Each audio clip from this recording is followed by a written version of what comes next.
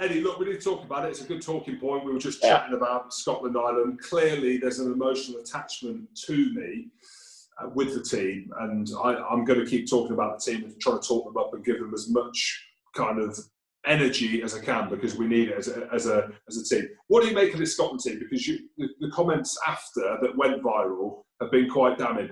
Yeah. The one for me was the deluded notion that we're better than we are, because I don't really get a gauge on that we think that. I think we understate ourselves a lot of the times, but it's interesting to get your perspective, that a guy who's coached against them and you were there pitch side of the weekend. Yeah, and I'd say there's two parts to my statement. One I talk to you about now, and one I talk to you about after.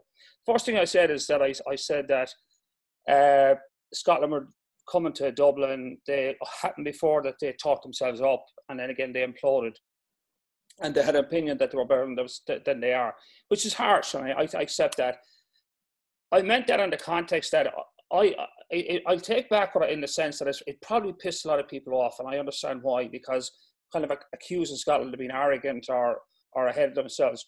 But my take on Scotland over the years is every time I've been involved with playing Scotland, we've taken Scotland really seriously, because we know that Scotland can turn us over, and Scotland always play Ireland with a view they can get them. And there's no reason they shouldn't do that. But historically, they haven't done that. It's a bad history against Ireland. And I say that in the context of the last 20 years. And the 20 years before, the shoe was completely on the other foot. Like, we couldn't beat Scotland at anything. And so there was an element of that in it. And yeah, I would say in retrospect, it was a very harsh thing to say.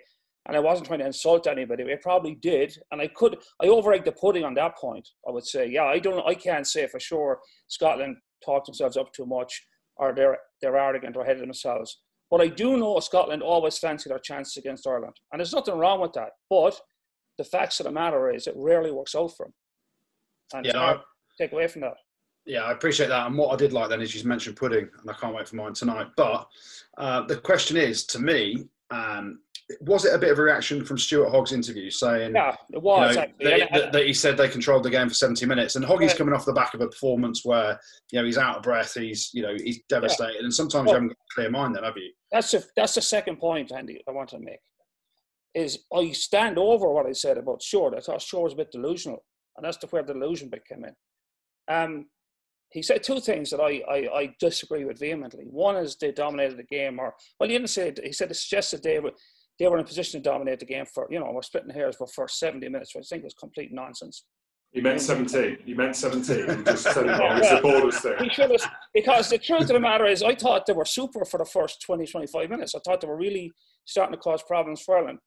But I thought that was a bad take. And then he said, which I thought is they're on the cusp of something. Or how do you frame it again? That there were something big going to happen. And again, like, fair is fair. He can say that and he can think that, but I'm saying, where's the evidence for that? And I don't think there's any evidence for that at the moment for Scotland. I think Scotland are improving, but when you say something big, do you mean a Grand Slam or a Six Nations title?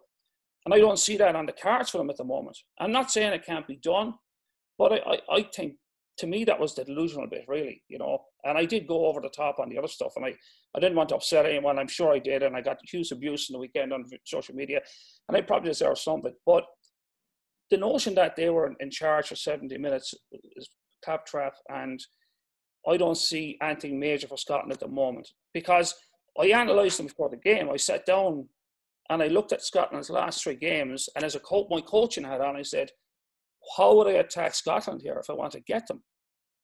And the thing that surprised me is they played the same defence they've played for the last three games and again last spring, which is not a difficult defence to crack.